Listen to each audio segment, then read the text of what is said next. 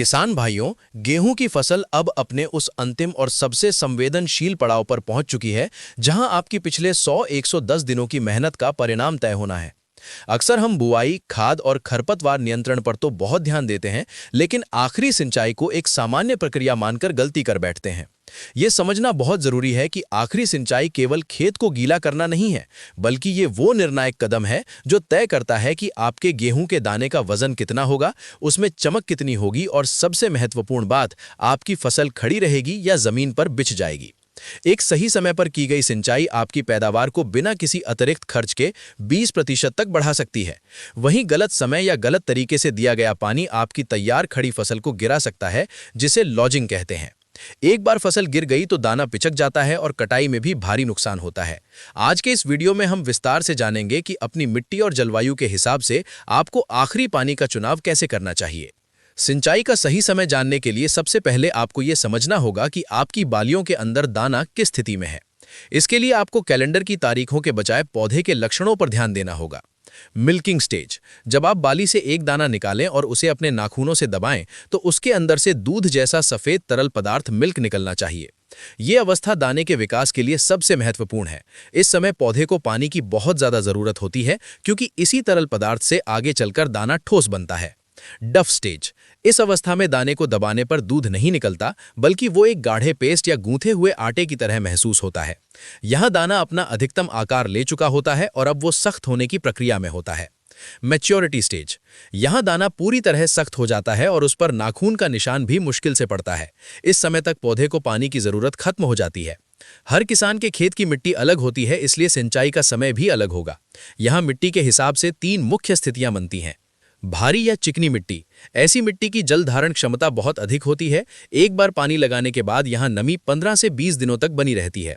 भारी मिट्टी वाले किसानों को आखिरी सिंचाई तब करनी चाहिए जब गेहूं मिल्किंग स्टेज में हो। इस समय दिया गया पानी मिट्टी में इतनी नमी सुरक्षित कर देगा जो दाना पकने डफ स्टेज तक पर्याप्त होगी।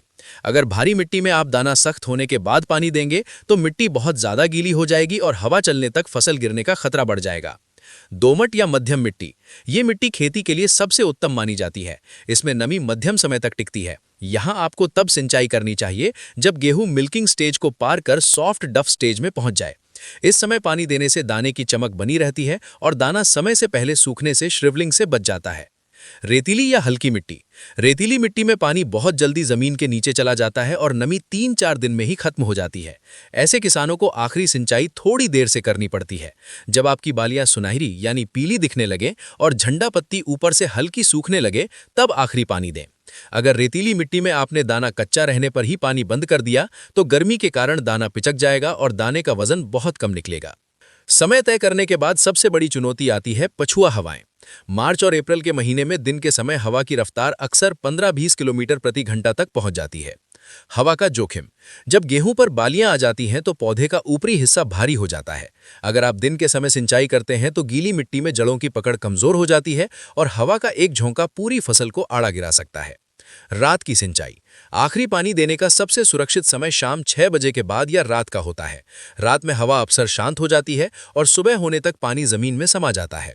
इससे मिट्टी जड़ों को मजबूती से पकड़ लेती है और अगले दिन हवा चलने पर भी फसल सुरक्षित रहती है। मौसम का पूर्वानुमान, आज के समय में हर किसान के पास स्मार्टफोन है। सिंचाई शुरू करने से कम 3 दिन पहले मौसम का हाल मौसम ऐप पर जरूर देखें। अगर आंधी, तूफान या बारिश का अंदेशा हो तो सिंचाई को तुरंत टाल दें। कई बार सावधानी के बावजूद मौसम बिगड़ जाता है और फसल गिर जाती है। ऐसी स्थिति में आपको कुछ विशेष बातों का ध्यान रखना चाहिए। पोटाश का स्प्रे, गिरी हुई फसल में भोजन बनाने की प्रक्रिया धीमी हो जाती है। दाने की चमक और वजन को बचाने के लिए आप NPK 0050 यानी पोटाश का 1 किलो प्रति एकड़ की दर से स्प्रे कर सकते हैं। पोटाश पौधे को तनाव से लड़ने और दानों को भरने में मदद करता है। सिंचाई रोक दें, एक बार फसल गिरने के बाद दोबारा पानी बिल्कुल ना लगाएं। अगर गिरे हुए गेहूं में आप पानी देंगे तो नमी के कारण दाने काले पड़ सकते हैं और फंगस लगने का खतरा बढ़ जाएगा। देर से सिंचाई, कुछ किसान सोचते हैं कि कटाई तक खेत को गीला रखना चाहिए। ये गलत है।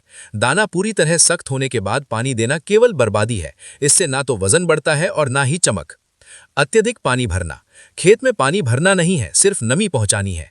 क्यारियों में बहुत ज्यादा पानी भरने से मिट्टी दलदली हो जाती है, जो फसल को गिराने का मुख्य कारण बनती है। हवा को नजरअंदाज करना। सबसे बड़ी गलती यह है कि किसान भाई देखते हैं कि पड़ोसी पानी लगा रहा है तो हम भी लगा दें। हमेशा अपनी मिट्टी और हवा की गति को देखकर ही फैसला लें। किसान भाइयों, गेहूं की खेती एक तपस्या है और आखिरी सिंचाई उस तपस्या का अंतिम फल है। अगर आप अपनी मिट्टी की प्रकृति को समझ लें और हवा के साथ तालमेल बिठा लें तो आप अपनी फसल को गिरने से भी बचा लेंगे और दाने की क्वालिटी भी ऐसी होगी कि मंडी में सबसे ऊंचा भाव मिलेगा। बिना 1 रुपया अतिरिक्त खर्च किए सिर्फ सही प्रबंधन से 20% पैदावार बढ़ाना ही स्मार्ट फार्मिंग है। उम्मीद है कि आखिरी सिंचाई से जुड़ा ये वैज्ञानिक विश्लेषण आपके काम आएगा। अपने खेत की मिट्टी और अपनी फसल की स्थिति के बारे में कमेंट बॉक्स में जरूर बताएं। अगर आपके कोई और सवाल हैं तो बेझिझक पूछें। वीडियो को अन्य किसान साथियों तक शेयर करें ताकि किसी की मेहनत बर्बाद ना हो। खेती किसानी की ऐसी ही तकनीकी और सटीक जानकारी के लिए हमारे चैनल को सब्सक्राइब करना ना भूलें। जय जवान, जय किसान।